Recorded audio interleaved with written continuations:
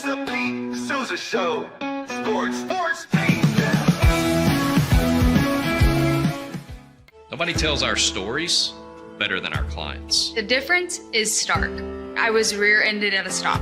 I thought I was fine, and then once I got home, I realized it's a lot worse than I thought. I ended up having a ruptured disc. You say you're not hurting, and then an hour later, you're saying you're in all this pain. I just felt like most people would think that I was lying. And that's when I decided to call Daniel Stark. I owe a lot to Daniel Stark. They really got me what I deserved. The difference is stark.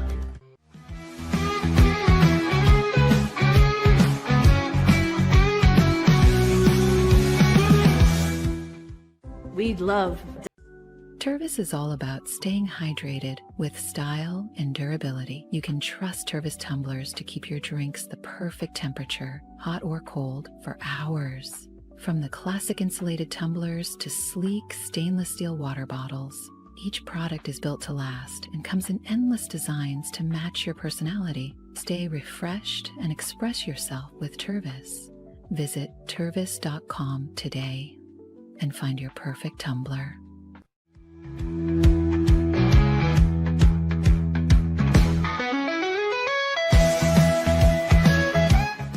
Since our founding, we've been revolutionizing hair removal with cutting-edge technology and a commitment to empowerment. The U-Like Air 3, launched in 2023, ushers in a new era of sapphire ice cooling technology, offering nearly painless hair reduction in just 3 weeks.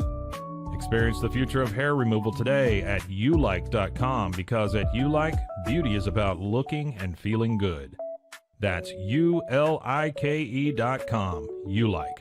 With Ease US, make studio quality voiceovers for your videos online in over 149 languages and dialects, featuring 468 natural AI voices. Customize the volume, mood, and pauses to perfectly match your content. Plus, capture high quality videos with no watermark. Record your screen, webcam, and voice, and save them instantly to your computer. Never been easier to create professional grade videos and voiceovers. Try it today at easeus.com. That's EASEUS.com. Ease US.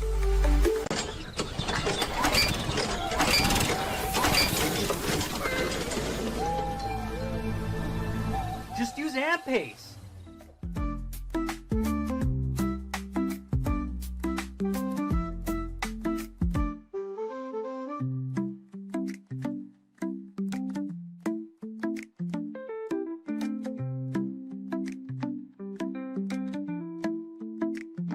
AMP-Pace.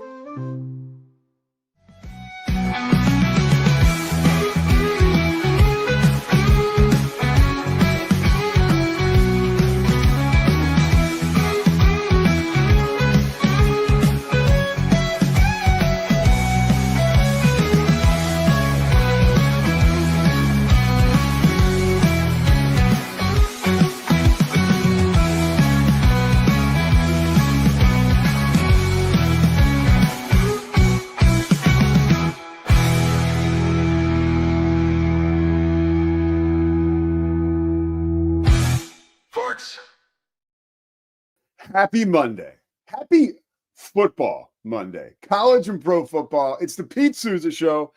We're coming to you live from North Texas, just probably 5-6 miles from the Dallas-Fort Worth Airport in Flower Mound. Of course, wherever we are presented by Slovacics. My good friend Scotty Swingler is holding it down in the studio. Big weekend for Scotty. Had a big wedding to go to. He was the best man in the wedding. He performs wherever he is, just like Slovacics presents this show wherever we are. Scotty had a big wedding weekend that came in unison with a huge win for Baylor. We're going to talk about that.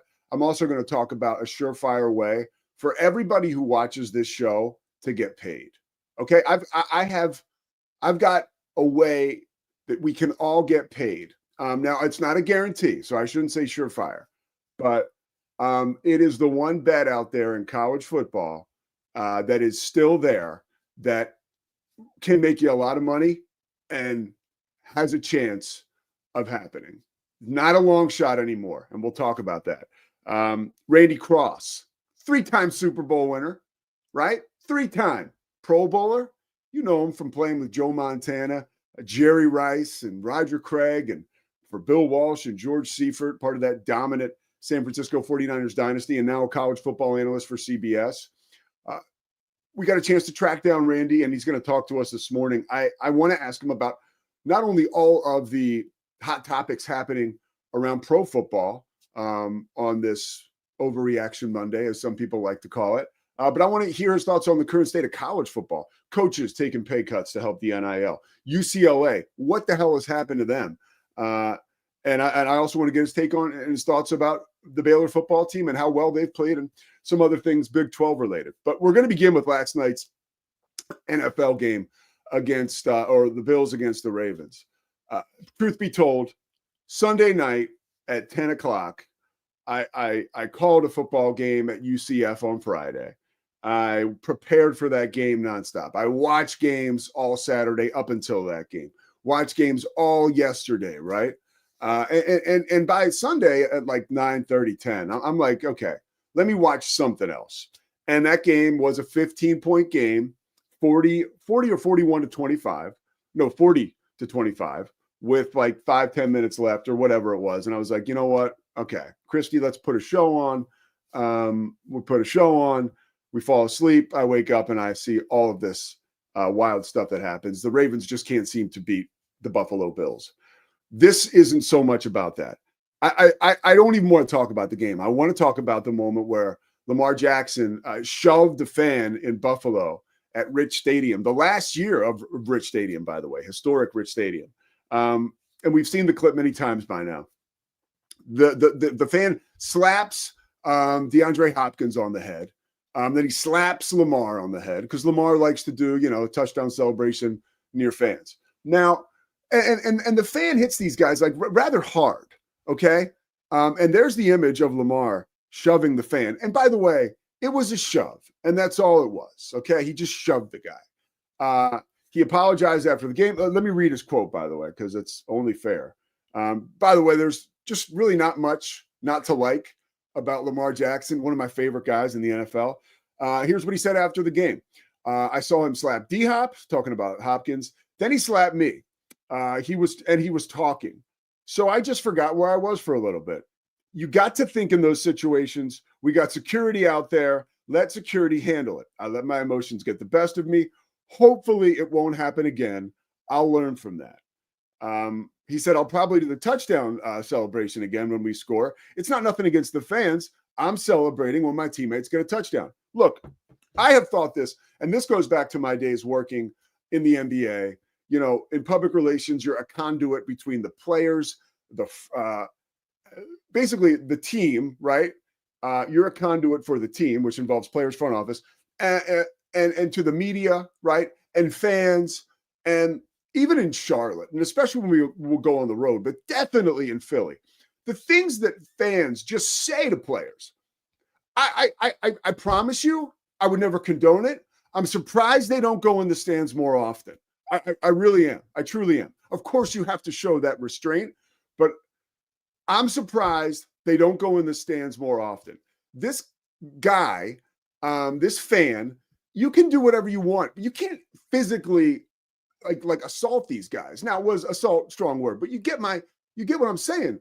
I don't think like this should even be a conversation, and I don't think it really is a big conversation this morning.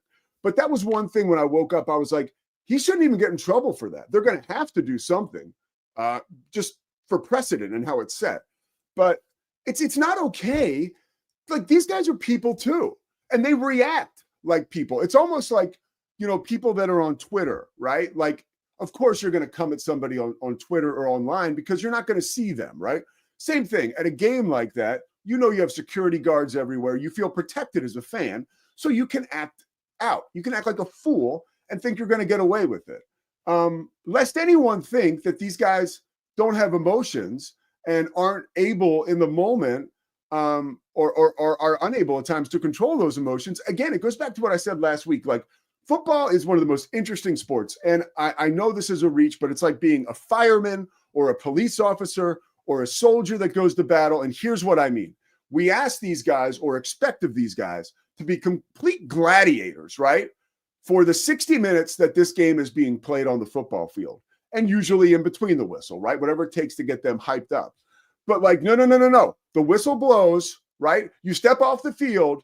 No. We need you to become one of the more calm, collected types of people that is among society, because out in society, people are going to take shots at you, whether it's online, whether they yell it from far away, right? They'd never say it to you one-on-one because that's scary, right? And they might suffer a consequence.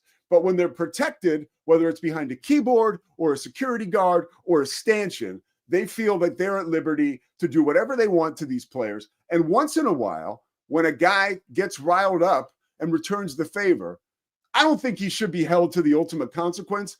And I don't think we should be shocked. Okay, so that's my soapbox there. And by the way, Lamar, at some point you're going to have to beat Buffalo, and hopefully it'll be in the postseason. I look back on these games. Opening weekend games are amazing. If you remember, the Ravens lost a complete heartbreaker last year on that Thursday night when they lost to the Chiefs.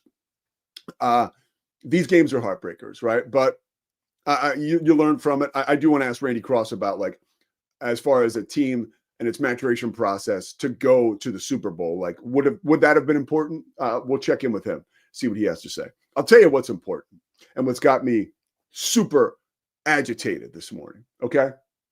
The lack of respect that Sawyer Robertson is getting around the country for the work he has been putting in. Now, first and foremost, let's talk about that Baylor victory, okay? Now, I don't understand it. Scotty and I have talked about it ad nauseum. You know, he was on with Terrence Ganaway last night doing Please Bear With Me, which you guys have to listen to. It is online on the Rogue Media Network and on the Rogue Media YouTube. You can find it, all right? I'm not here to hand out all Scotty's handles and stuff like that. We'll let him handle that when he gets all the glitter off of him from his big wedding celebration, you know. I wonder if he caught the garter. Is that what happened? I forget that stuff. We'll find out when he takes the mic here. But I want to get back to the Baylor game. Dave Aranda and Baylor, they're notorious for starting slow. I got a text message from my man, Roy Philpott. Roy's going to join us later in the week, ESPN play-by-play guy. Roy texted me. Okay, Roy's like my guy. He's like my mentor. He texted me, though, and said, hey, man, like, I'm really disappointed in Baylor. They look like hot garbage, and I really thought they were going to be better than this. Roy had their bowl game last year against LSU, and he just loved, if you remember, if you've been a watcher of the show, he joined us like the day after that loss that Baylor had to LSU in the bowl game, and Roy was like, dude, I am so on board with this Baylor team and what they're doing. And I'm sure he is again this afternoon or this morning. But Baylor and their slow starts, we got to figure a way to rectify that. But once again, they did it on Saturday, and there is a greater than belief around this Baylor football team that was there last year. And oh, by the way, it's there again this year. And that greater than belief, I always talk about this, and people can tell me to kick rocks or whatever. If you've got a higher power in your life, if you have a God in your life, if you have something in your life that helps you take the pressure off of you and turn it over, where you say to yourself, I'm going to do my part. I'm going to do my part. And God or my higher power or Allah, whatever it is, right? They will do the rest. They have control of the rest of the situation. I'm going to do my part. You hear about amazing quarterbacks and amazing people in society and how they handle pressure. That is one way to get the job done. And that is the way that Sawyer Robertson has been getting the job done since early last season when he finally got the nod to start at quarterback for Baylor. He's healthy, most of the time at least, and he is dominant. Let's take a look at his numbers just over the first 2 weeks, okay? I wrote all these down, and I got some takes, so just get ready, okay? It's very important. While the rest of the country in their first 2 games of the season were playing maybe a huge game against the non-conference Power 5 opponent, Power 4 opponent. I get that, okay? One of those. But then you play an FCS opponent. Baylor has now played a ranked, what is a ranked SEC Auburn football team, okay?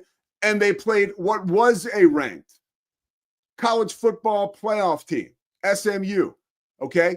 In those 2 games, Sawyer Robertson has thrown for 859 yards, 7 touchdowns, no interceptions. And by the way, I'm not even counting what he does with his feet, because any coaches now that sleep on Sawyer Robertson and the quarterback draw or his running ability, you got a problem that I can't solve. Because by now, y'all should have figured that out. But you haven't, and that's fine. Sawyer Robertson is this, and I always bring it back to gambling. And I'm not gambling on Baylor because I like Baylor, and I don't care if anybody can say, oh, Pete, you're supposed to be inside the 12. You call Baylor games sometimes, like you did a UCF game. You did a Houston game, How can you cheer for Baylor? I don't cheer for Baylor openly. I love the university. I love people affiliated with it. They helped me get my start on that next level of broadcasting for me. And John Morris, you could say, is one of the biggest reasons why I'm doing play-by-play for ESPN now. So I'm always going to love Baylor, and you can blow it out your ass if you got an issue with that. So as I'm watching Baylor, and I'm hoping for a comeback on Saturday, the one thing I do not worry about is Sawyer Robertson. Like, Baylor fans, I want you to take a moment and thank, I know we're doing heavy God, but again, we're liberal here. But I want you to thank the person upstairs or whoever that person is in your life, right? The Baptist, probably God. Just thank him for Sawyer Robertson, because of all the stressed out situations that college football fans have, 99.9% of the time it goes back to your quarterback, okay? When Sawyer Robertson has the football, I feel so free as a fan. I don't feel confined. I don't feel pressure. I feel free. I feel, what's this badass going to do next type energy, okay? And that is the same type of energy that he used to get Baylor back down 2 scores with, 5-6 minutes left. They take the game to overtime. They win the game. Ice water in this dude's veins, okay? Now, just a few states away, long drive, shorter flight, in Starkville, Mississippi, later on that evening, I got a chance. Now, I'm calling my game at UCF, okay? Now, this game becomes a 60-0 affair. You want to see quarterback issues, okay? FCS opponent, North Carolina A&T, goes to Orlando to play a pissed-off UCF team. They lost 3 quarterbacks. 3! Their coach after the game, they were like, yo, Coach Gibbs, was it worth $500,000 to come to Orlando to play at the Bounce House? The place was sold out. It was rocking. He said unequivocally, no. He was like, this is ridiculous. Now, there's people inside that athletic department at North Carolina A&T that'll say, bro, we get you to play 2 more of these money games. We got $1.5 million. That covers our athletic department for the entire year. So they're necessary for those kind of athletic departments. They just are. I think sometimes a lot of these FCS coaches think that they're being sent to walk the Green Mile when they play those games. And there's truth to that. But FCS opponents have been there for guys like Sam Leavitt, right? Sam Leavitt's first game, Northern Arizona, an FCS opponent. They dominate, right? We saw him run for a 50-yard touchdown. We saw him throw for more. But then, too many cowbells. I mean, the cowbells could not have been that loud. For a guy we're talking about going in the top 5 of the NFL draft next year, the guy who I always thought this, and I think Sam Leavitt's a great quarterback and a great kid. We're talking strictly football breakdowns here, okay? The fact that everybody was like, Sam Leavitt is the second coming of Aaron Rodgers, I thought was insanity, okay? And I still think that. And now I believe it more than ever. 10 for 22, 82 yards, 1 touchdown, 2 picks, right? Is that what I got here? Yeah. And it was bad, dude. It was bad. Like, in a game where we saw a quarterback like Sawyer Robertson, right, playing against a ranked opponent, like, he took his team down the field like 3 times under heavy-duty pressure, made all the throws, right? Doesn't leave the pocket until he has to. I'm not sitting here. It annoys the shit out of me that Colin Cowherd is always talking to me like he's Bill Belichick, or Bill Walsh, I should say, as we get ready for Randy Cross. I talk to other people who are close to the Bill Walshes, right, and the Randy Crosses. And I talked to a couple of them this weekend. I talked to them about 2 quarterbacks, or 3. I talked to them about Sawyer, a big-time NFL scout. I talked to him about Sam Leavitt, and I talked to him about Bear Bachmeier. First of all, the Bear Bachmeier stuff, what I'm hearing from people around pro football is, okay, we're keeping an eye on this dude. I mean, obviously, you don't want to say it's premature because they're always keeping an eye on people. The kid is 19 years old, Bear Bachmeier, 19. He devoured that BYU offensive playbook, which is by no means like a simple deal, right? It's just not. Aaron Roderick has, there's a lot going on there, okay? So that in itself tells you so much about this guy that he earned that starting job in camp against two very experienced Power Four, or not Power Four, very experienced Division I quarterbacks, right? And he's dominated. He has shown poise, right? He has made the smart throws. He stays in the pocket. He doesn't leave early, right? This is what I was told. And his poise and his mechanics and his moxie and his size is measurable. His great arm strength, they are really catching the eyes of NFL scouts. And BYU has a bye this week. Okay, next week after that, they go on the road to ECU. And here's what I'll tell you about that ECU game. It's not a trap game when you have a bye before it. That's truly what I believe. It can't be a trap. And I believe in the name of Andy Reid, right, a BYU alum who dominates the week after byes, I think BYU will do the same deal, right? And then you jump into your Big 12 schedule. Bear Bachmeier and BYU, like, I'm buckle up, baby. I was so pissed I didn't get a call to do one of those early BYU games. I'm happy to go wherever I can, but I just know Provo. I know that environment, and I want to see, like, he was the first true freshman ever to start a game for BYU. Think about the illustrious history of BYU quarterbacks. I've talked about it on this show forever. People give me a hard time that I bring up Mark Wilson when I say those names. Too bad. Okay. Mark Wilson was great. Not great as a Raider. But I want to jump back into Sam Leavitt as we finish up some of this quarterback talk, and then we'll go back to Sawyer. Sam Leavitt, again, that game was 60-0 my game. So I'd be lying to you if I told you I didn't have that Arizona State game on to my left, right, with like minutes left in our game. And I during a break was able to see Sam Leavitt just panic. And they couldn't finish a drive where they were on the inch-yard line that would have won them the game. They could only kick a field goal. And then I don't know what was going on with Arizona State's defense. 9 guys back. It seemed like they had nobody on the field. And they made Blake Shapen look like Tom Brady. Really, they did. God bless Blake Shapen, right? But it was frustrating as somebody who wants to see the Big 12 do well. So I'm a little resentful of Sam Leavitt this morning. That could contribute to some of this. Last thing, okay? I told you we were going to make some money, or at least I was going to put us in contention. Sawyer Robertson's odds for the Heisman Trophy have lengthened after the first 2 weeks. I don't know what's going on. I'm not asking questions. I will just tell you this. If you haven't seen enough out of Sawyer Robertson, right, to put a couple shekels on that dude to win the Heisman Trophy right now, don't tell me I didn't tell you. Do not tell me that I didn't tell you. I'm looking you right in the eye, and I don't do this that often. Don't tell me I didn't tell you, okay? The guy is a house of fire. And thank God Baylor has a chance to catch their breath against Samford next week, right? And then they welcome Arizona State to the friendly confines of McLean Stadium. And Baylor is going to be feeling really good about themselves come kickoff that Saturday against Arizona State. And I'm feeling really good about Baylor right now, too. We'll step aside. We're going to take a break. We're going to come back. Quick conversation. I wanted to talk to Scotty about some stuff.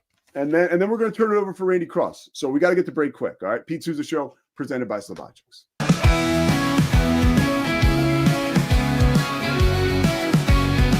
Nobody tells our stories better than our clients. The difference is stark.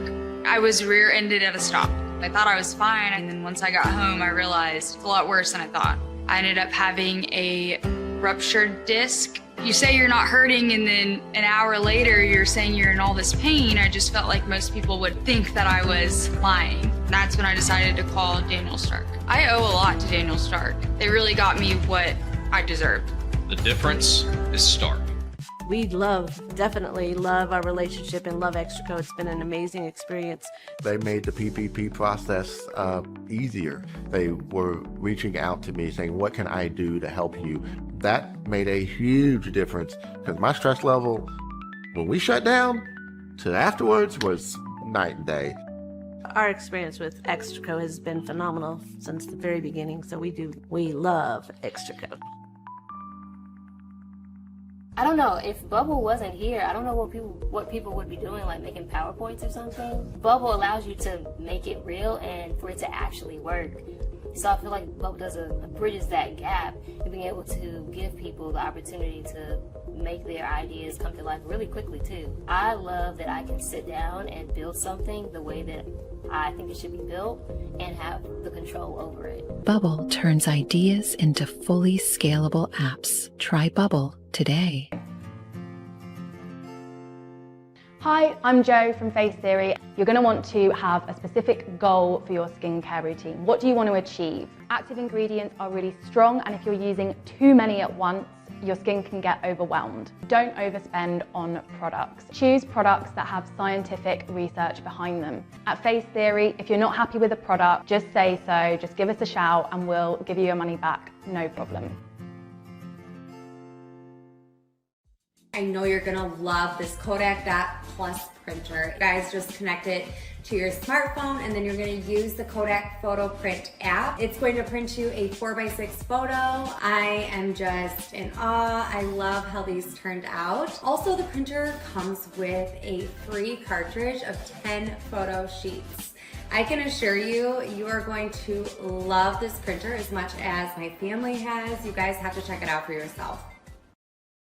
Streamline event and appointment booking with Amelia's sleek, modern, and fully customizable booking forms. Tailor the colors, fonts, and design to match your brand and seamlessly integrate with your WordPress website. Whether it's for events or appointments, Amelia makes booking simple, stylish, and perfectly aligned with your business. Enhance your booking experience today at WPAmelia.com. That's WPAMELIA.com. Amelia. When you learn a language with Babbel, you start a journey that takes you further and further. Anytime and anywhere you wish. It's easy and fun. Broadens your horizons and keeps your brain fit. A journey into new thoughts, new cultures, new adventures. So what are you waiting for? Start your journey with Babbel now. Go to babbel.com or download the app. BadCreditLoans.com is a pioneering service provider that has carved a reputation in the financial industry for its dedication to helping individuals with bad credit secure loans. By making timely repayments, borrowers can gradually repair their credit history, thereby increasing their chances of securing better loan terms in the future. BadCreditLoans.com serves as a beacon of hope for those with bad credit. Simple, fast, and reliable loan application process. And its commitment to responsible borrowing makes it a trusted partner in the journey towards financial stability.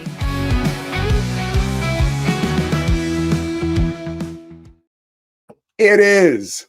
I went way too high with this, Scotty. Hang on one sec, buddy. Scotty likes he's really gets on me about some of this stuff. Pete sure does love his headroom, doesn't he? Scotty. So a quick question. How was the wedding? Phenomenal. Amazing. Great time had by all. So were you able to watch the Baylor game leading up to the wedding? I was. All right. So talk to me about your emotional roller coaster. Were you able to keep it together? Oh my God. I need to just show you my intro from Please Bear With Me last night. It summarizes it brilliantly. I'll watch it. Because I'm brilliant. But no, it was horrible, dude. It was quite the ride. Quite the ride. I believe I had 47 aneurysms throughout the course of that football game. But we made it, man. I have never felt more conflicted about a road ranked win. Well, explain. All the red flags are still there, bro. Like, I am not very confident in this football team. And you nailed it with Sawyer. Sawyer's the one piece of this that and Josh Cameron are kind of the pieces of this that I'm like, those guys are top of the country. I'm so confident. But Baylor can't run the football, which is going to be a problem. That was a huge key to their success at the back half of last season. And Baylor can't stop a nosebleed. And I know the defense made a couple plays there at the end to enable the comeback, but some of those plays they gave up first half are just inexcusable, unacceptable. And, you know, you mentioned it with what you said. Was it Phil Pott that you said texted you, right? Yeah. David, unsolicited. I was like, damn, people are, which kind of bummed me out because I was like, you know, this is something that we say all the time. Scotty, you say it. Cam Stewart always says it. Baylor's notorious for starting slow under Dave. I don't like how mentally tough this team is to come back all the time, but unable to start fast. Like this team, like there's a narrative here where it's like Baylor's mentally weak because they don't start fast. That's not true. This team is very clearly mentally tough. They don't quit on games. I mean, when they went down 14 with 7 minutes to go, our whole room was like, all right, ball game. Like there was literally statements made about like, we're actually a bad football team, or, oh, going to be a long season. Oh, fire Dave at halftime. Like we were making all those statements. This is a tough mental football team. They came back and won that game. All credit to them. All credit to Dave Aranda. But you've got to figure out how to not be in that hole. And you have to figure out, if you're a defensive guru, how to stop an offense. Like our defense looks, this might be the worst defense we've ever fielded under Dave Aranda. And that's unacceptable in year 6. Let me ask you a question. Outside of Keaton Thomas, what are we doing? What are we doing? So let me ask you a question. Like, from a personnel standpoint, is this unfixable? Like I don't know. Is this a scheme thing that can be worked out, or is it just we don't have the dudes? So one, it doesn't matter either way. It's on Dave Aranda. Well, so but you can no. You can figure the scheme thing out. No. But either he's not adapting his scheme to his personnel, and or it's probably both, and or he has not done a sufficient job identifying talent that suits his scheme. Both are an issue. Okay. But I liked your Sawyer Robertson rant though. No, but hold on. But if you have the athletes and the players, you can fix it this year. So forget about responsibility. And we know that Dave he can adapt pretty quickly. And I haven't seen him adapt at all through 2 games. So I'm waiting to see the adaptation. I will tell you something. Like top of mind, I want to say Baylor needs a bye, but this is basically it. Coming up. I mean, you have not had this game yet, dude. And I know you're paying attention to what I said off the top. There's and I didn't look it up, and I'm pissed I didn't. But like, you know, I don't know how many teams have played this quality of opponent in their first 2 games back to back. Nobody. But what do you mean? But that's a huge deal. Okay, but this is not the only quality opponent Baylor's going to face. If you can't stop Jackson Arnold and Kevin Jennings from making your defense look bad, you're not going to stop Avery Johnson. You're not going to stop Devin Dampier. Just might stop Avery Johnson, dude. Looks like you won that argument. You're not going to stop Devin Dampier. You're not going to stop. Frick, who else do we play? Noah Fafita. I mean, all these guys are good. You got Sam Levitt too, even though he's been rough. It's been rough for him. He comes in, Sam Levitt might freaking rush for 200 yards on Baylor. That might be the comeback he needs. I'm telling you, I will. This is, and you can say that I'm Mr. Positive guy. I do believe that Dave will, if it's something that the scheme can change, he will fix that. Then freaking do it. Show me. Also, you were talking real good about Baylor, which I of course appreciate. But I said on Please Bear With Me, I think at best, if you were doing a power rankings today, Baylor is still like 4 at best. At best. I think Utah fans are feeling really good right now. I think Texas Tech fans are feeling really good right now. I know they haven't played anybody, but they've done everything they're supposed to do. Quarterbacks look good. Teams look good. Okay.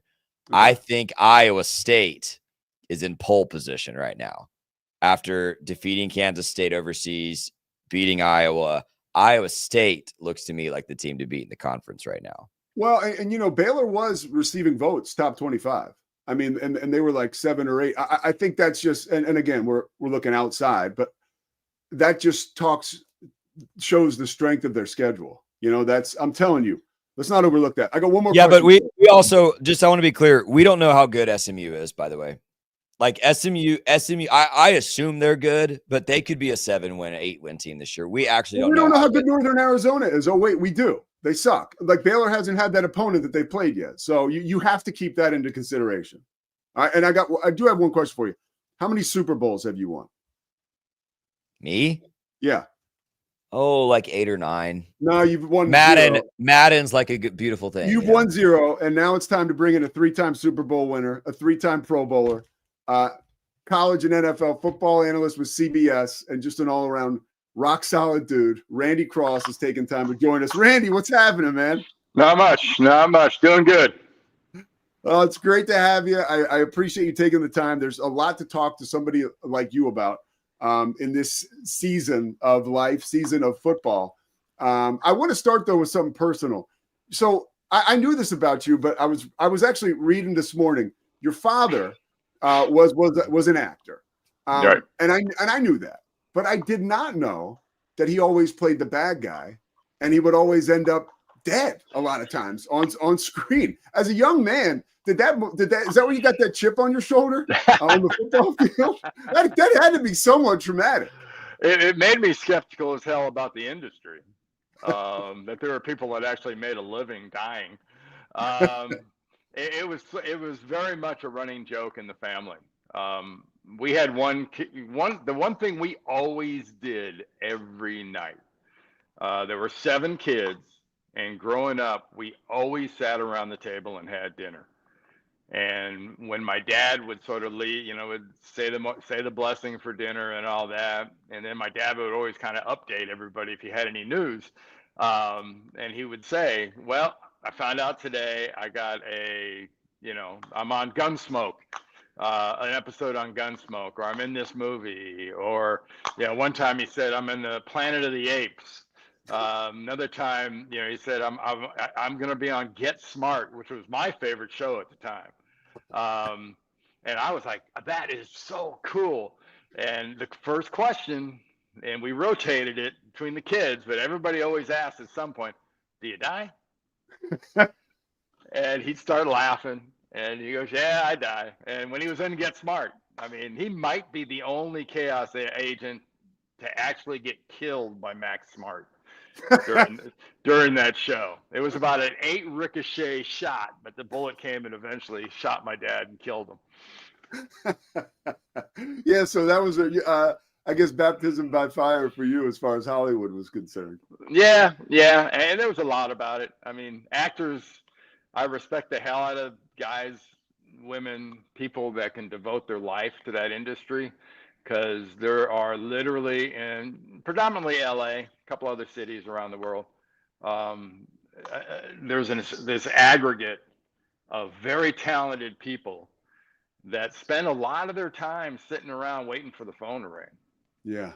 And it's, my dad always said, "I am not an actor." He goes, "I'm a working actor." That's true. He says every waiter in LA is an actor. Yeah. But I am a working actor. Well, dude, there's so many storylines around football right now. It feels like a Hollywood script. And two things about Sunday Night Football I wanted to ask you. We'll start with this. You've been around teams that have had that maturation process that have turned you into a Super Bowl caliber team. The Ravens and their inability to beat the Buffalo Bills, is that a big deal, or is that really no deal? I mean, Well, I think it's, to them, it's no deal. To the Ravens, it ain't a no deal to Buffalo, because Buffalo's proven enough times that no matter where, no matter when, no matter how many we're down, we got a shot. And if you kind of fell asleep last night, and I wouldn't have blamed you because I was close, after Travis Henry took that ball, 50 yards? Yeah. And nobody that big should be that fast, by the way. Dude, he, especially not at 31. He hit another gear. His normal doesn't apply to him. He's just one of those guys. Because normally running backs especially start to wear out. And he just lifts more and runs more and pulls heavier weights up hills and does all that as he ages. But if you just at that point said, stick a fork in these guys, I'm getting some sleep, I wouldn't have blamed you a second. I wouldn't have blamed you a bit. And I might have nodded off right about then, but my wife woke me up.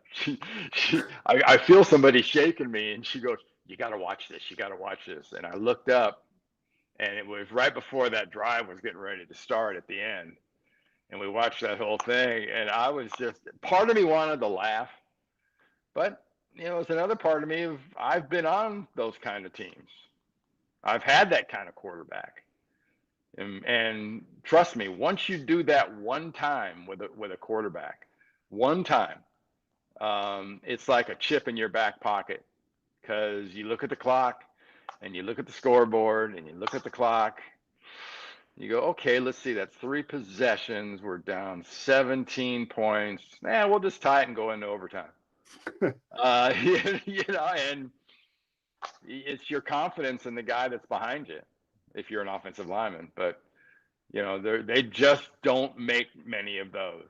And for all the flowery descriptions of college quarterbacks and pre-draft stuff, there's no other trait to me for a quarterback to have and to prove you have it than that right there. Yeah, being able to march down the field and just take a game right from someone. Mm-hmm. Just be able to take that still beating heart and just kind of show it to the guys you're playing and going, here you go. This is yours. Now it's mine. And that's literally the words that are used in instances like that we're going to snatch the heart right out of their chest. Watch. And you get to do it. How about Lamar Jackson, and shoving that fan? I know you've had a lot of experience in unruly environments, right? With crazy fans. Have you ever had to navigate a situation like that? I mean, I know it's not, you never would say, okay, it's okay for a player to run into the stands, but I certainly understand how it happens. Yeah. What is your thought process when you see that? Randy Cross sees that. Well, I mean, it's very much, and you have to understand it as a player. It's kind of like your face mask, because there are coaches that will grab your face mask and shake your head, and at least when you're a kid. And one of the best things, Brian Jones, who I work with at CBS Sports, sure, inside college football, his favorite saying about that, and it's something we always said when I was a kid, was, you know what? Everything outside this face mask is yours. Everything inside this face mask is mine. And if you start threatening what's inside my face mask, it's your ass. And that's the same thing kind of applies in the stands. The stands are theirs. The field is yours. And really, if you start mixing those things up, if a fan comes on the field, he's got to expect, A, security's going to get him, and B, if he's trying to confront a player there's going to be an issue. And I think vice versa. You can't guarantee security in an NFL stadium. You don't have enough security in an NFL stadium for a guy that, if you go into the stands and there's a confrontation, it's going to take a minute to break it up. Yeah. Yeah. It can get ugly.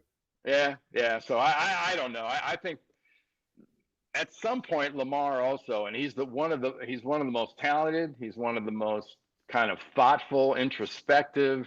He's got all the positives going for him, and he's patient.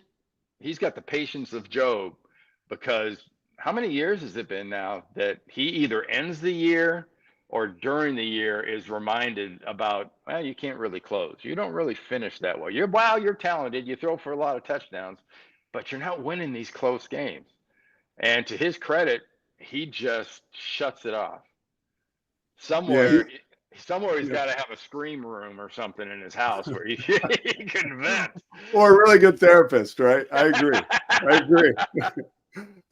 I totally agree. Well, I want to ask you a little bit about Micah Parsons. And, we're in Texas here, and a lot was made of that situation and, probably should have been.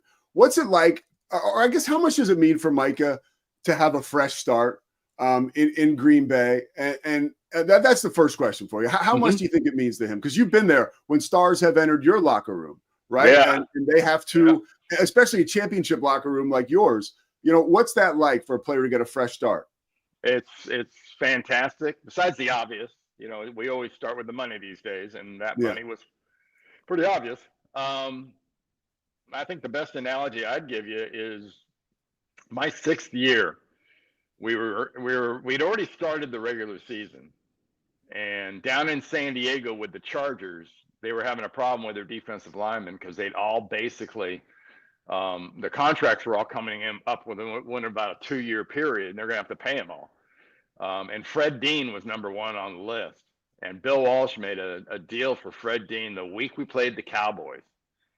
And he brings in Fred Dean. And I think Fred had 3.5 or 4 sacks that day. He tortured, the poor Cowboys and Danny White and them. And made an instant defense. As good as our young defensive backs were, the combination you had to have was the pass rusher with the defensive backfield. And Green Bay's always had a decent pass rush. They've always had a decent defense, but they haven't quite had a guy in a while like Micah Parsons.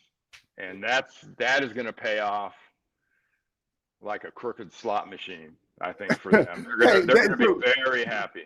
Randy, that preceded your second Super Bowl against Miami, right? First Super Bowl. That was your first one. So that was the first one when you beat Cincinnati. We pick up Fred Dean, I think Monday or Tuesday. He's in practice Wednesday or Thursday, and Sunday he has some stupid amount of sacks and ruins the Cowboys, and we beat him like 45-14 or 45-20.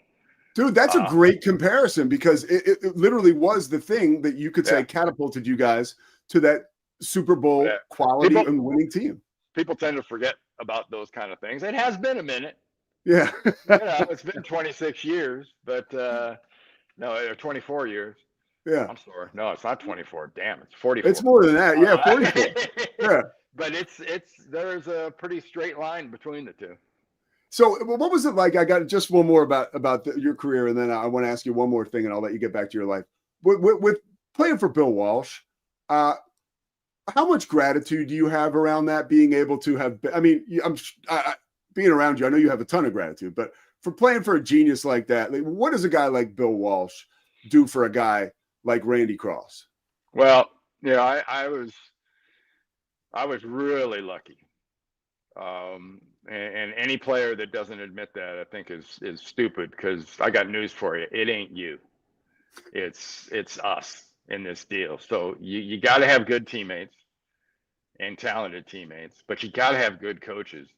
And in college, I was around Pepper Rogers, then Dick Vermeil, and Terry Donahue was my offensive line coach for 4 years. Then I went to San Francisco and hit a bit of a lull. We weren't very good for a few years. Then I got an offensive line coach that made the world of difference to me. And Bob McKittrick? Bob McKittrick. Yeah. And he was the best thing as far as a line coach after Terry Donahue that had ever happened to me. Terry recognized my ability. I thought Bob really refined it and let me do the things that would let me, be as good as I could possibly be. And behind all that was Bill. And, Bill had pretty much 3 phases in my life. He had head coach in 79, 80, and 81, where and it was a group deal, we won a championship. 82, we kind of betrayed him and had a horrendous year, and a bunch of us screwed up off the field and all that stuff, and we played like it. And then he completely changed in 83. And he was above us. And he had to be, because he saw coming was all these guys that had helped me win, I'm going to have to get rid of them. So that's when we started having the talk after seasons where he'd tell you, hey, look, you got 3 or 4 years left here. You might play another 6 years in the league, but you only got 3 or 4 here. And you come out of that meeting, your head shaking going, damn. And that was just some of the off the field stuff about Bill. So, you talk about the minority hiring practices that he started, the clinics and stuff with the historically black colleges, everything around football, the offense that, whether people admitted it all, a lot of the basic principles and patterns and route concepts, our old West Coast offense stuff, and that's Bill Walsh. His impact on this game was not nearly as big as it was on my life, but it was close. I owe the world to Bill. His fingerprints just all over college pro football. Football is a sport. All right, last one or two more for you. UCLA right now. Obviously, you just look at the Rose Bowl. It's just nowhere near the fireworks and the buzz when you played and years after you played. What does it take for a school like UCLA to get back in the fray, right? To become a team that's thought about again as a top 25 team? Is it because, it's a state school, it doesn't have the type of like NIL opportunities? What are your thoughts on that? Oh, I don't know. University of Texas is a state school last time I checked, based in the capital of Texas. Yeah. And I'm pretty sure Ohio State, well, it's a state school. So yeah, that's a public school.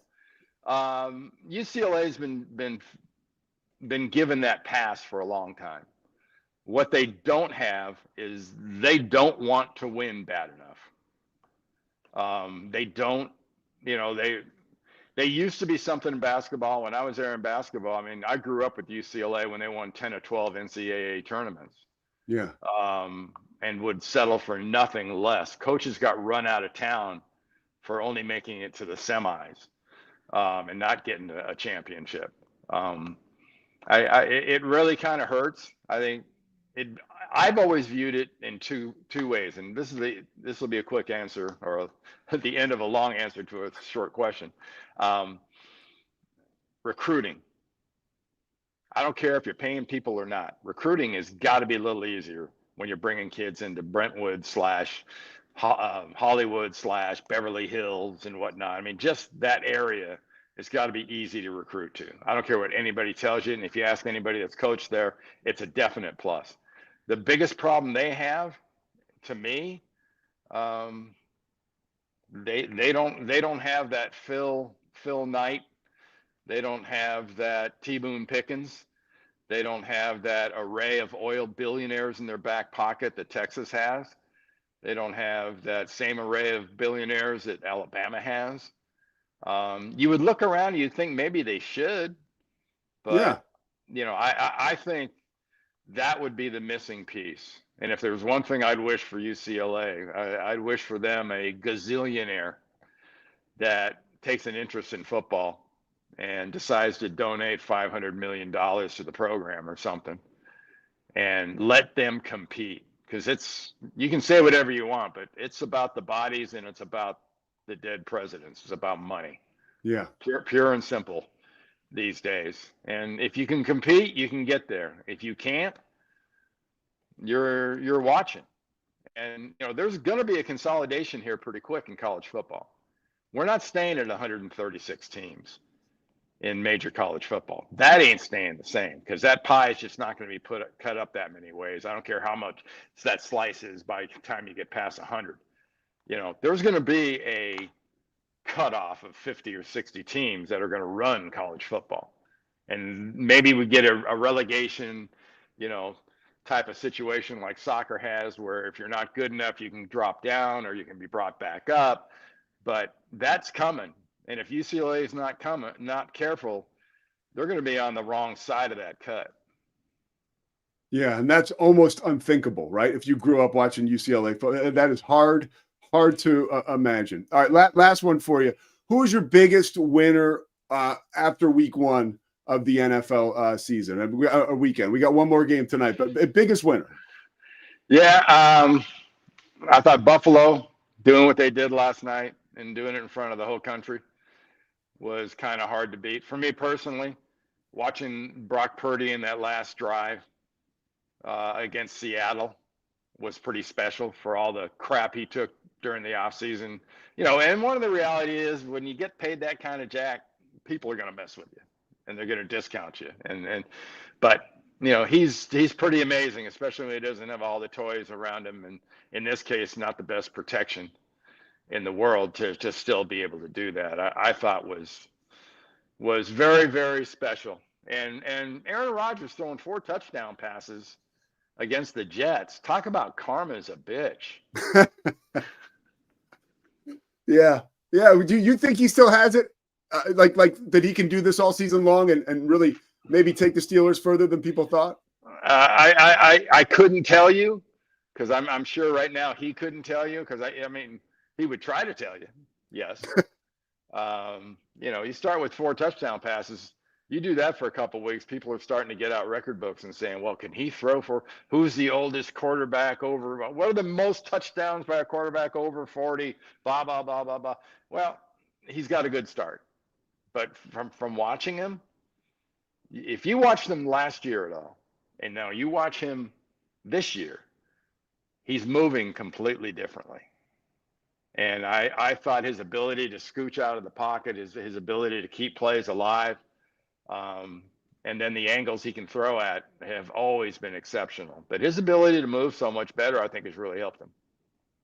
Randy Cross, the Super Bowl champ, a great all-around guy, man. Thank you so much for taking the time this morning. I know how busy you are. Of course, people can see Randy.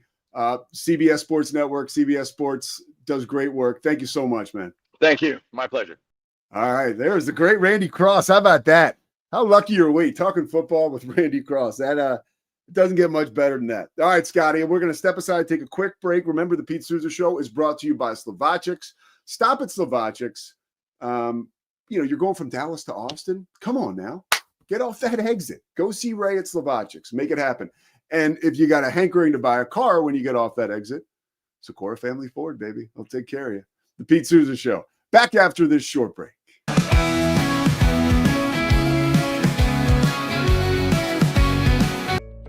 Did you know nearly all stock price changes of 10% or more result from a single news headline? These news catalysts create trading opportunities every day. All you need is a little help to reach out and take them. It doesn't matter if your investment budget is small or big.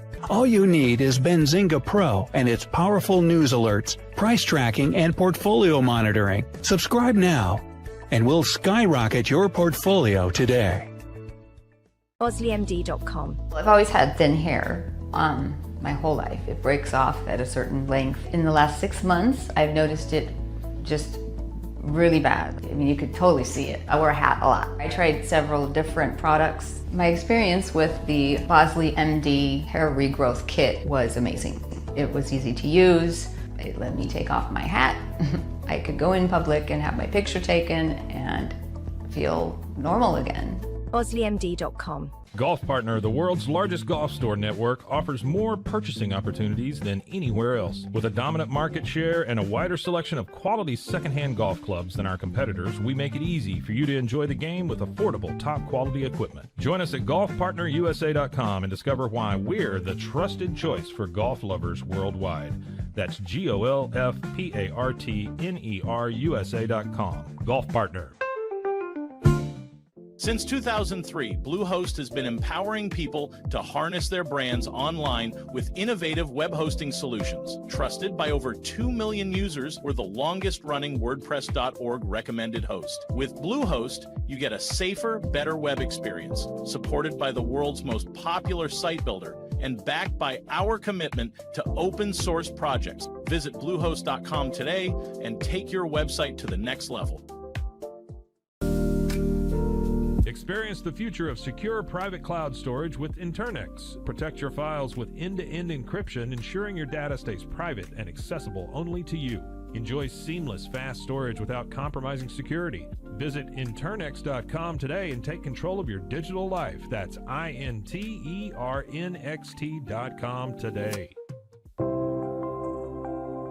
Apollo Neuro is a new kind of wearable that helps your body recover from stress.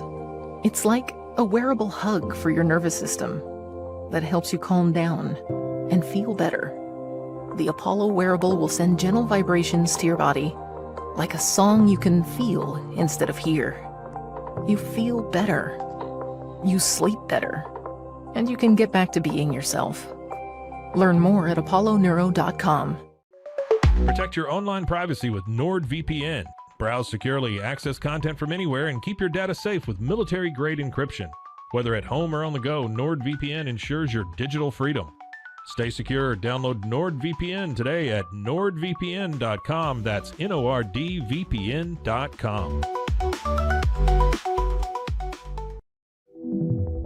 Elevate your experience with Grenco Science, the leaders in cutting-edge vaporizers. Whether you're at home or on the go, our sleek, powerful devices deliver smooth, consistent hits every time. Quality you can trust, innovation you can feel. Grenco Science. Take your vapor game to the next level. Visit us at GrencoScience.com.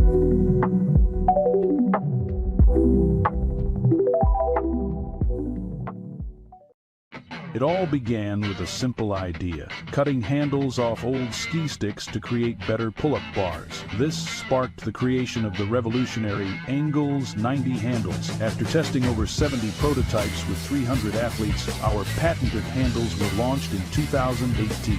We continue to push the boundaries of strength training. Join us in making your training more natural and effective.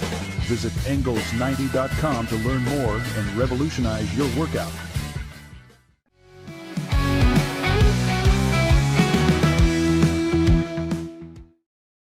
All right, the Pete Sousa Show this week. Tomorrow, we are catching up with Sal Palantonio from ESPN.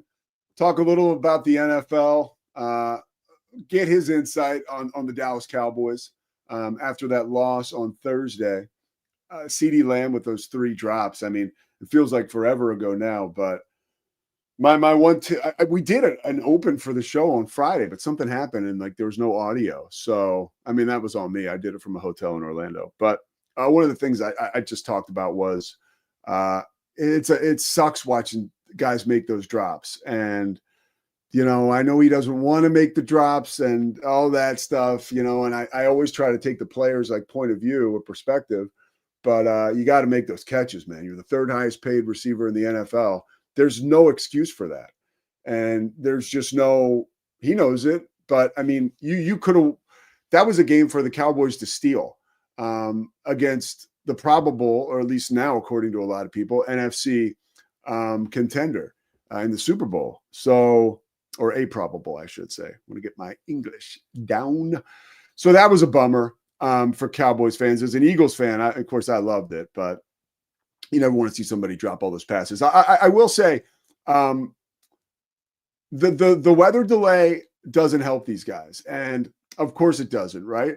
Hot take, like, I should just totally do a hot take because after a weekend of like all these like storms and whatnot, I did a game in Orlando. It didn't start till 8:00 because of the rain and the thunder and lightning. And this was a week after they had a 2-hour and 5-minute rain delay or weather delay in Orlando at UCF. And I was thinking to myself, like, you know, like the old man in you that just goes crazy and like you use the edit button in your mind so you don't say anything. But like, you know, when is the last time a football player got struck by lightning? Can we just play? I mean, can somebody tell me, like, literally, that thought goes through my head. Like, come on. Is it really going to happen? Like, yeah, that's why I'm not in charge of anything like that. But it is funny they play all these games, you know, like we're raring to go at the bounce house on Saturday. And, you know, we got to kick the can down the road, but we got the game in. Scott Frost, by the way, I do want to talk a little bit wax poetic about him because that's a guy who he had the biggest turnaround in college football, right? In the history of recent college football. He had a winless UCF team. He makes them undefeated. And then he gets a job in Nebraska. And you more and more you learn by being around this dude. He didn't really want to go to Nebraska. Tom Osborne really recruited him back. He got back there. You know, all his old teammates were back there. The environment was kind of wacky, I think, for him. And then they started to lose, and people really turned on him. People that he really respected and thought he was close with. You know, he lost 6 straight. I forgot about that to begin his career as a head coach at Nebraska. And let me tell you, man, it was a rough go for him there. And to be back at UCF in a Power 4, first of all, the guy's just so grateful. And second of all, he can coach his ass off. Like, he's calling plays now for the first time in like 4 or 5 years. And you can tell that's a team to keep an eye on. Not necessarily this year, but like that will be a Big 12 team we're talking about next year and the year after. It's like, okay, what are these guys going to do? Because the same thing that Randy said is something that I believe about some of those destinations. Scott Frost was like, dude, you get these kids to Orlando, they really don't want to leave. And UCF is a really nice school. It's really new. I mean, it's 68, I think it started. So that's, I got to talk about that. And I'm the great Chris Visser, our executive producer, came to the game. He lives in Orlando. So I got to meet him, and it was awesome having him in the booth. He's like literally forgotten more about that stuff than we'll ever know. And here's an example. He's just chilling, kicking it in the back of the booth, like just totally staying out of the way. But kind of like watching, and he's a guy I really respect and I can learn so much from. But he's really not going to tell you anything unless you ask, most of the time at least. But it's the second half. A&T is on their third quarterback. The guy wasn't on the two deep. His name's Ty Walls. He comes into the game. I see he's from Pittsburgh. That's exciting. But we got nothing on this dude. So I'm just like, all right, well, here it is. I kind of drum it up. Here's Ty Walls, opportunity of a lifetime. And I get a note from somebody in the back, and it's from Visser, and it's that Dan Marino played at Central Catholic High School, where this guy went. So I mentioned that. And then the guy who's calling the game with me, Todd Doxson, who played for the Miami Dolphins when Dan Marino was there. Dan's like last year. He got to talk about how great Dan Marino was for him when he got to town in Miami. So that was like one of those deals where it's like, all right, Visser, an asset in and out of the studio, right? So that was pretty cool. But one thing I want to bring Scotty in for quickly. Scott, are you with us? Scott Swingler? Scotty? I want to be clear. Only my mother and people who knew me pre-middle school can call me Scott. I mean, you like Scotty because it's like a cute name, like the girls like it. It has nothing to do with the girls. Yeah, girls think it's cute. I liked Scotty way before any girls liked Scotty. I would honestly, real talk, people call me Petey, I don't mind. I kind of like it. All right, people are like Petey. Yeah, I dig on Petey. Top 25, Holmes. College football. Let's talk. It's first thing hits hard, right? No Big 12. 3 teams, right? But it feels like none. I was gonna say, hello. Are we looking at the same look, list? it's less than we had last week, right? Well, Kansas State sucks and Baylor lost to Auburn, so this is what you get. Yeah, this is what you get, and Auburn is in the top 25. So they should be. Again, hoping that can be one of those games, right? That when you look at the end of the season, like, well, that wasn't a bad loss at all. I mean, it is amazing how your season, and I know you still have a lot of questions around the football team for Baylor in general, but how your season can just flip like that. Now Baylor's like, okay, Auburn's ranked. We just beat a ranked team that was in the college football playoff. We got Samford. Let's put our feet up. I mean, they're not thinking that, but fans can kind of think that. And let's get ready for Arizona State. That's why sports are so awesome. But what jumps out to you as far as the top 25 is concerned? Like, who's left out? Who's ranked too high? Quick observations. Sure. Let me tell you the 2 teams that I was so impressed with this past weekend. Number 1, Oklahoma. What a turnaround from last season. I don't know if Michigan's that good. They were obviously super overrated at the beginning of last season. Possible they're overrated right now. That might be another 7-win football team. But Oklahoma looked really good against Michigan on Saturday. And that's a team that wasn't good last year. They went 6-6, I believe. So good win for Oklahoma. And then, brother, I predicted in our little playoff predictions before the season that Navy would be the group of 5 team to get in. This USF Bulls team is fun to watch. They are good. 18.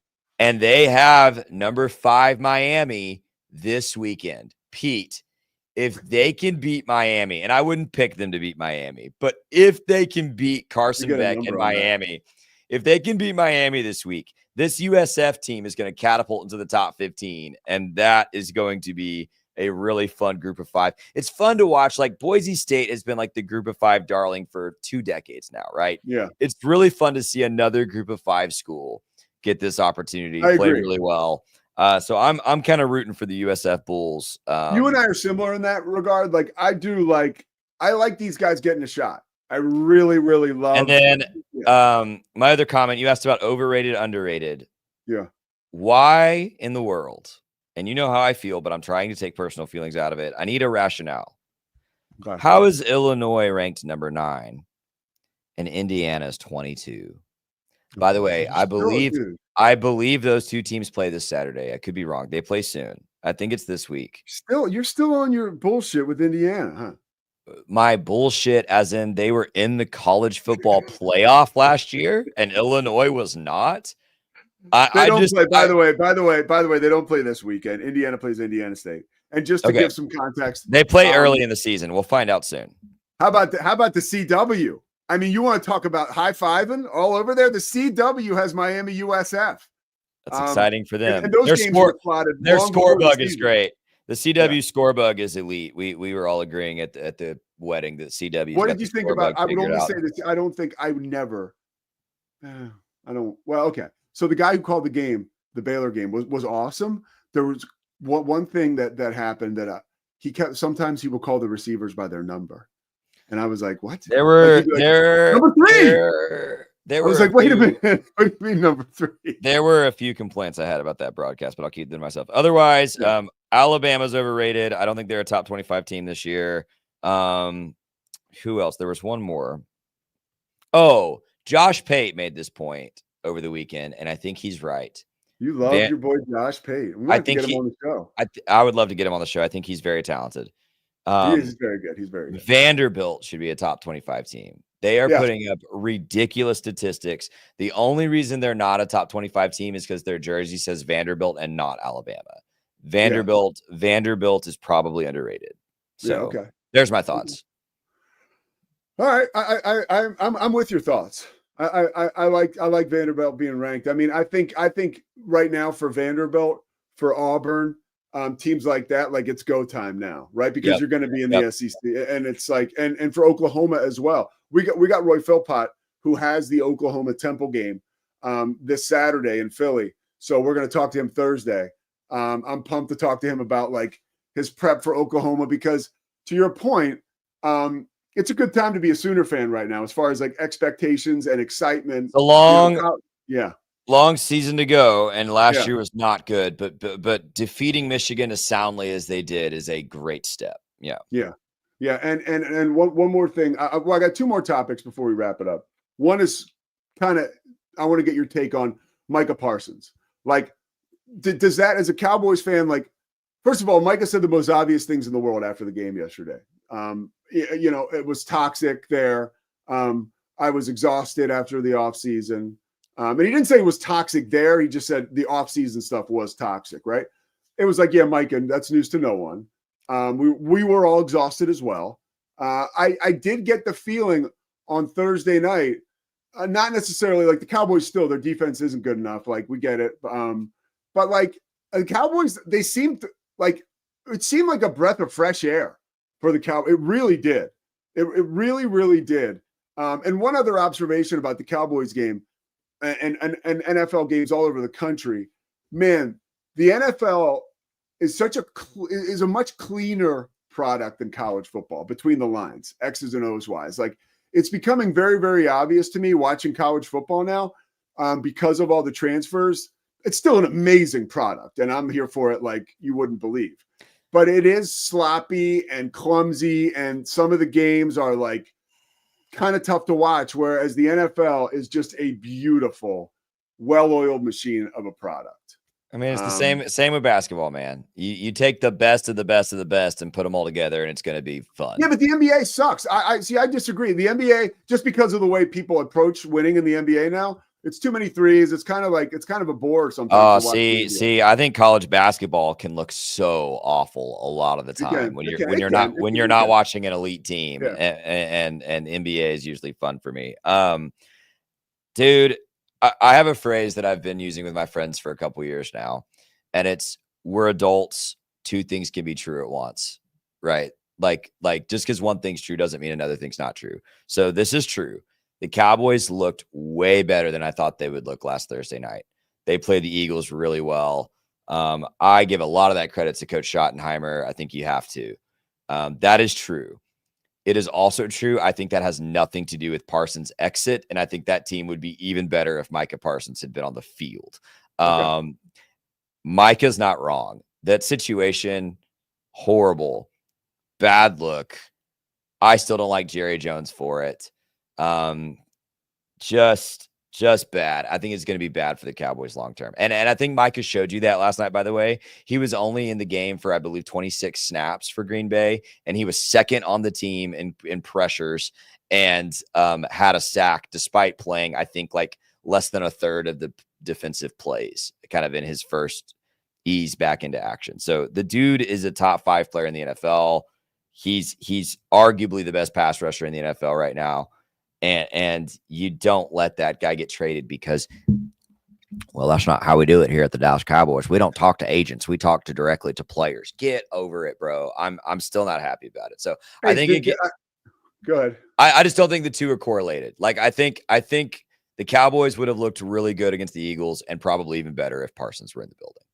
Okay, well, what did you think about Dak's new body? I have a thought on that. I think that actually, Pete, I don't make too much of a habit of making close observations nor comments on other men's bodies. Okay, well, you're missing out. Or women's bodies, for that matter. Dak looks like a chiseled specimen. He definitely looks different than he did last year and years prior. Now, you could say, if you wanted to be a prick, he's just getting in shape for his wedding, and it's not for the Cowboys at all, right? Could be true. And he's totally whipped. Could be true. I would like to think that it's for the Cowboys, and the dude looked great on Thursday night. So I'm excited to see what he does this season for the Cowboys because we shit on that guy so much. I do. And it's like, dude, Chris Collinsworth hit it a couple times, and shame on me for not thinking of it or remembering it. He was second in the MVP balloting like a year ago, like 2 years, right? But like 2 years ago. Yeah. And it's like, yeah, that's right. And he got hurt last year. And if you look at the numbers, they're so much better with Dak than without him. And, we'll find out, right? My opinion on Dak Prescott has not changed an ounce. He did look good last week. He looked really good. He looked sharp. He looked better than he's looked in a few years.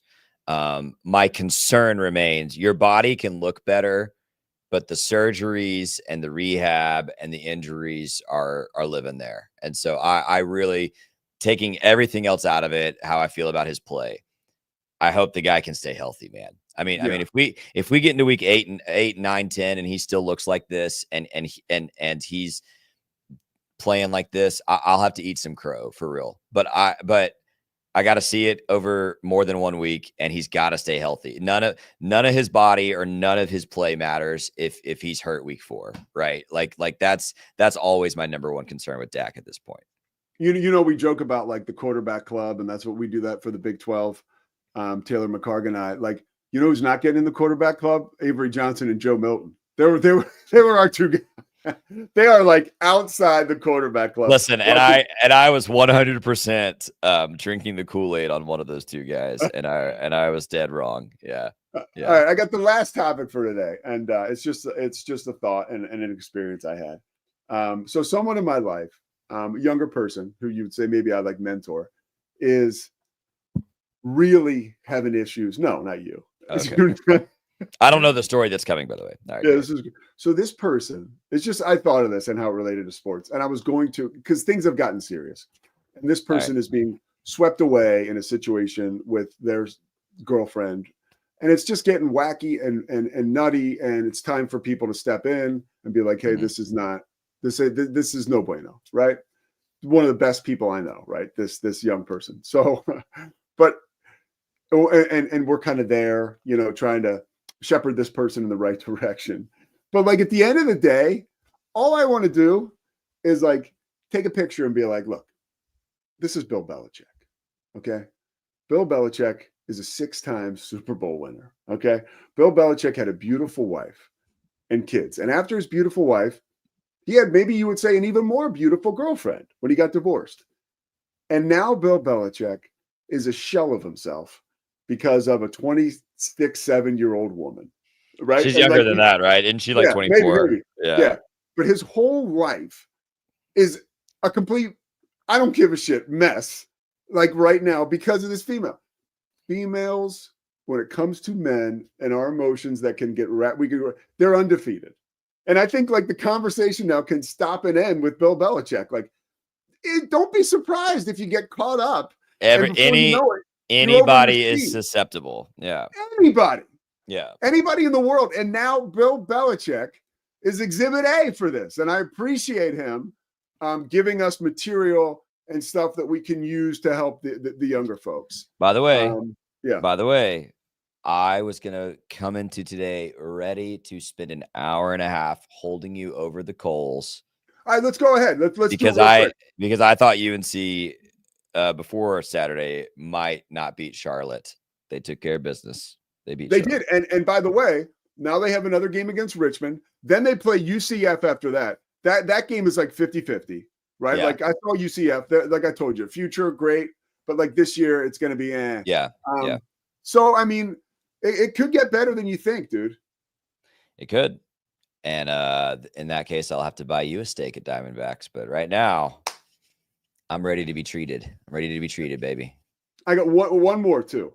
The Colts are playing amazing, right? Shocker. They crushed the Dolphins. So now we got trouble because if you haven't noticed, the one who's running the team now for the Colts, Jimmy Irsay obviously passes away, and his daughter, let's just throw it out there, an attractive woman. She wears a headset. She's got a play sheet, right? She owns an NFL team. I think she's single, Scotty. Hello. Like this is the dream for all single guys out there. I mean, really, could you imagine? Like, I cannot imagine. Is she on Raya? Could you imagine you fall in love with this woman? And you think she's on Hinge, like swiping guys? I mean, look, you never know because the dating game today, it's the Wild West. Todd, the analyst, asked me, he was super nice. How'd you meet your fiance? I was like, the old fashioned way, Todd. Bumble, He was like, and he got a kick out of that. But yeah, I mean, she is like that's the number one because everybody, every guy, whether they want to admit it or not, like every time I play the lottery, it is, if I win this, I will get a part of a professional organization. And you can damn well bet, I don't give a shit if it's FC Dallas, I'm going to be in the draft room calling shots. Yeah. Right? Like with Scotty. Yeah, dude, bottom line, you just opened up something within me I did not know was there. Bottom line is, as much as I abhor, and I mean that word, look it up in the dictionary, I abhor Jerry Jones for refusing to give up personnel stuff, I might do the same thing. Exactly. I might do the exact same thing, bro. Yeah. Hey, I got one more thing for you today, and then we can take off if you're ready. So I was in a wedding over the weekend. Oh, good. Hence why my voice is a little funny today. It actually sounds great. I screamed real timber. Yeah, it's all because it's all just cracked up back here. I'll be back to my annoying self later. But I screamed at the TV for Baylor, and then I screamed on the dance floor because that's what you do. You scream the songs as you dance. I was the best man at this wedding Saturday. And I will have you know, Pete Sousa, I think I delivered the single greatest best man toast of all time. People everywhere are talking about it this morning. It's all over the national news. And you're getting married next summer, which is the next wedding on my calendar. I haven't been invited to any others. And so I am simply submitting my application. I'm sure you have 27 qualified candidates. You've been good friends with a lot of cool people in a lot of places around America, Pete Sousa. I know you've got many bachelors to choose from here, but I am submitting my application to be your best man. It will be the best toast you've ever heard. And I just wanted to submit that here as we wrap up today's show. Well, maybe that'll be a thing, like where I'm like, you talk to my brother or, Murph, obviously I talk about, we're so close, where I'll be like, look, I got to go with Scotty. Like if you could have seen his toast. I got to have him write this toast. Yeah. You would know why. Like I got tape of Scotty, dude. He is like, he's on a heater. And Mike, Mike, you haven't done a best man speech since Kevin got married. That was 20 years ago. Like maybe, hey, maybe this is the compromise. I will, because Murph would be a good choice. He's a good guy. I know he's. You don't want to go. My brother Mike is the best, honestly. Like, well, either one of them. When you said Mike, I thought you meant Murph, but okay. No, Mike and my brother Mike. I will tell you this. I have given big talks at like big corporations or whatever, whether it's about sobriety or other stuff or schools, and I'm so relieved when I finish up that my brother's not going after me because he crushes it and he's really funny and he's good. And so like. He follows me at a lot of those things, right? I'll go first and then he goes second. I'm like, oh, he was better. You know, sounds like you have an excellent choice then. But maybe if he needs a shadow writer, or if he wants to put together a toast that's like an SNL sketch where there's a writer's room, maybe I can be part of the writer's room. Did you start off with a joke? I didn't. Kind of a low key joke. It wasn't the funniest joke. Was not at the beginning. The funniest joke was right in the middle. I really like. Set this thing up. It had a good arc and it kind of climbed this peak wherever it was about 10 minutes. Climbed. It was a little too long, honestly, but because I had people laughing every so often, it worked. Nobody complained about the length. Well, at least not to me. I'm sure somebody complained to their spouse or something about the length, but we had a good like arc. It climaxed in the right moment. Everybody was laughing really hard. And then I brought it home and got real serious, at the very end, cracking a couple small jokes in the end. Did you cry? I cried twice writing it and rehearsing it. I did not cry at the ceremony. Okay. When it's go time, Pete, I'm locked in, baby. I am locked in and a professional, but writing it and rehearsing it, I did twice. Way to go. By the way to go. That says a lot about you. You prepared, you wrote it out, and obviously you're articulate, you're a wordsmith. So you got up there and that's the key, All right, so you got Mosley coming up at 1:00. I urge everyone to stay tuned for that.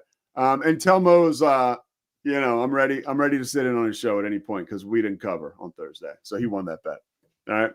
All right. Scotty Swingler, for Scotty Swingler and the whole gang at the Rogue Media Network, and thank you to everybody at Slovacics. It's the Pete Sousa Show. We got Sal Palantonio tomorrow. Great reason to watch. Another reason to watch is see where Scotty's voice is at, right? But yeah, the Pete Sousa Show presented by Slovacics on the Rogue Media Network. We will be back tomorrow. Same bat time, same bat channel. Have a great Monday. It's the Pete Sousa Show. Sports. We'd love. Nobody tells our stories better than our clients. The difference is stark. I was rear-ended at 70 miles an hour. I was injured, had a concussion. The insurance company, they delayed. They were playing games from the initial conversation. They weren't going to help me. The biggest thing I learned through this is that you can't go through this alone. I called Daniel Stark. They were going to help me and everything was going to be all right. Daniel Stark got me 10 times the insurance company offered. The difference is Stark.